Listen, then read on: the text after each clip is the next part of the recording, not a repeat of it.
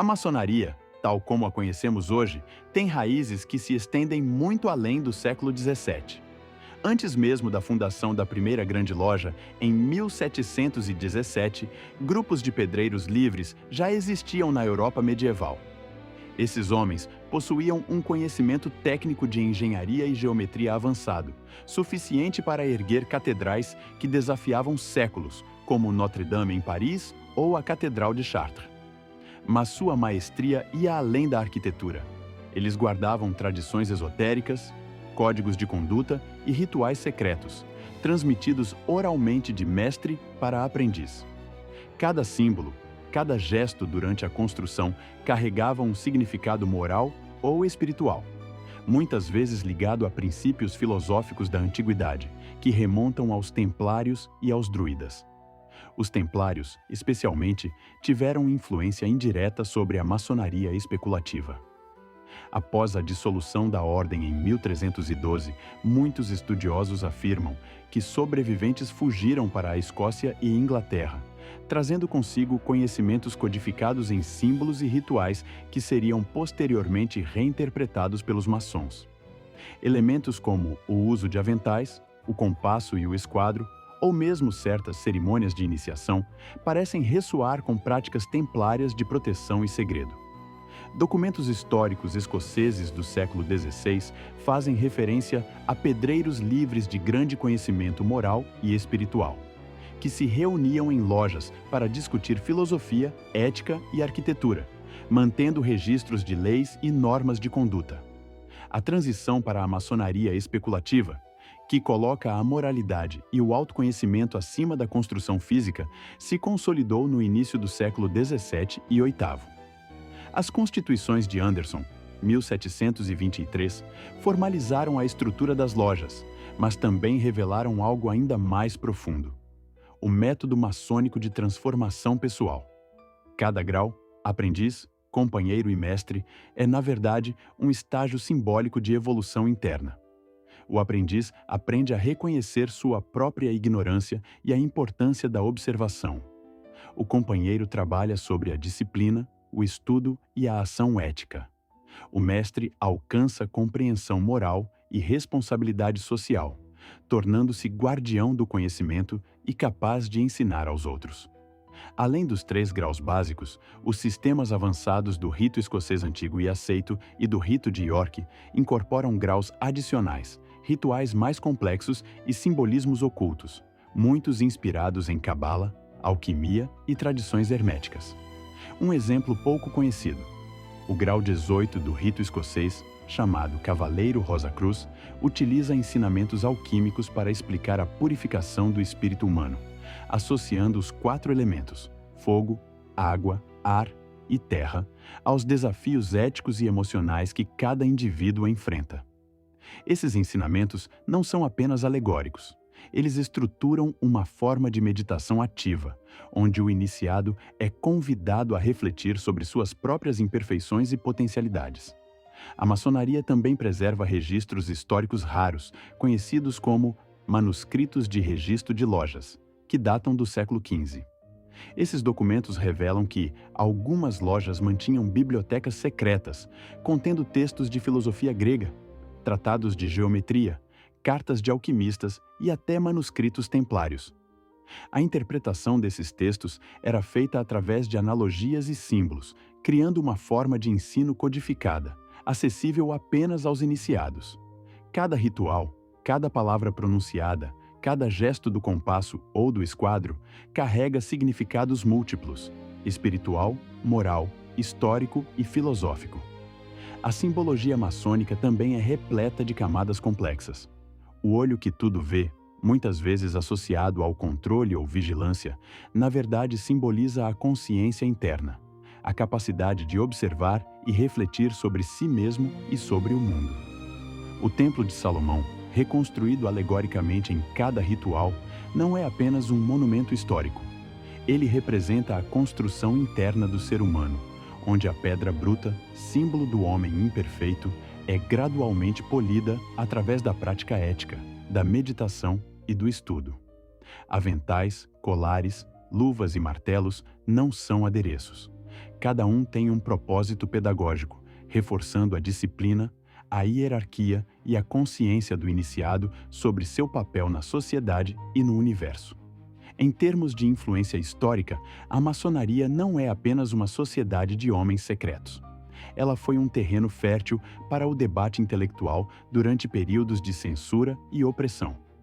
Filósofos, cientistas e líderes políticos se reuniam em lojas para trocar ideias, discutir direitos civis, liberdade religiosa e moralidade social. George Washington, Benjamin Franklin, Voltaire e Mozart, entre outros, foram maçons ativos, incorporando princípios maçônicos em suas ações, escritos e obras. A maçonaria serviu como uma rede de pensamento crítico, preservando e transmitindo conhecimento em tempos em que expressar ideias de liberdade ou igualdade podia ser perigoso. Rituais, mistérios e hierarquias não se limitaram ao simbolismo moral. Eles também estruturaram uma linguagem de códigos que permitia aos maçons reconhecer-se e proteger-se. Apertos de mão, sinais manuais e frases de cumprimento eram, e ainda são, usados para garantir a identidade entre irmãos.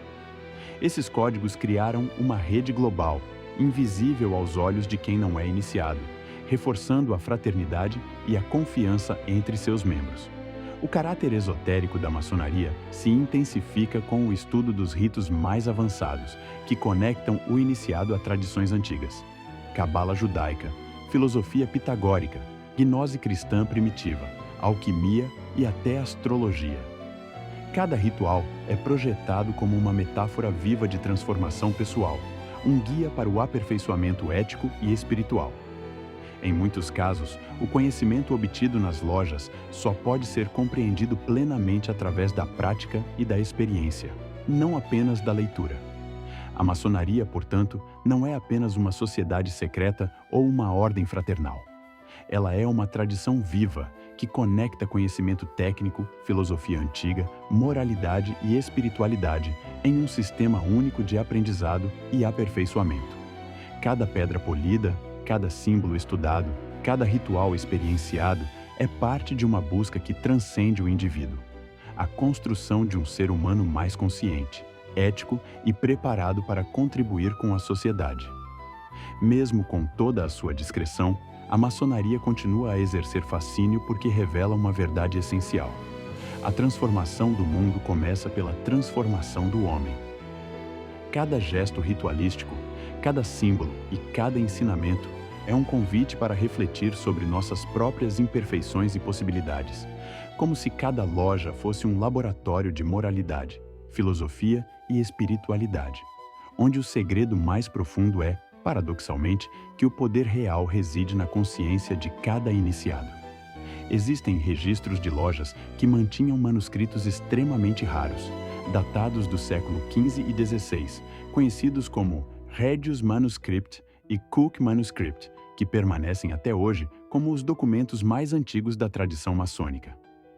O Regius Manuscript, por exemplo, é um poema de 64 páginas escrito em inglês antigo, descrevendo regras de conduta para os pedreiros, mas também inserindo ensinamentos filosóficos codificados sobre moralidade, justiça e hierarquia espiritual.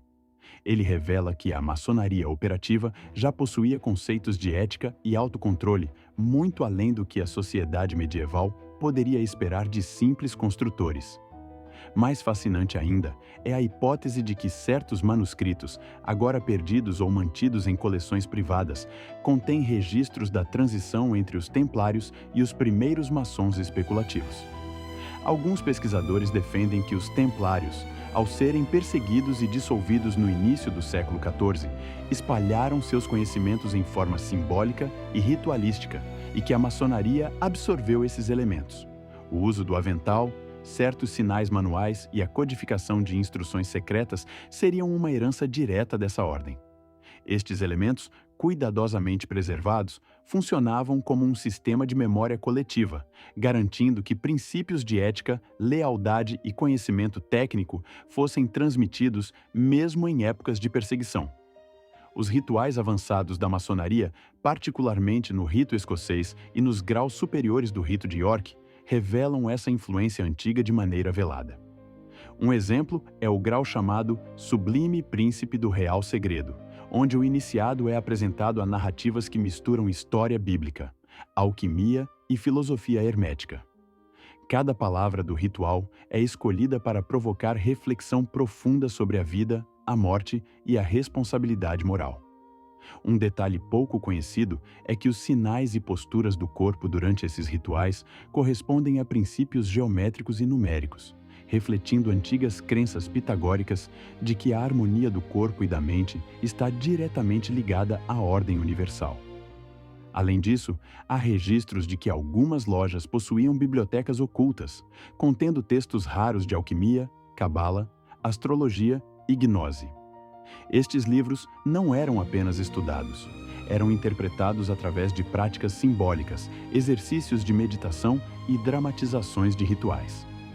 Cada símbolo ou metáfora era, na prática, um código de autotransformação. Por exemplo, a pedra bruta e a pedra polida não apenas representavam a evolução moral do homem, mas também estavam associadas a instruções de visualização, meditação e contemplação, que guiavam o iniciado em jornadas internas de percepção espiritual e emocional.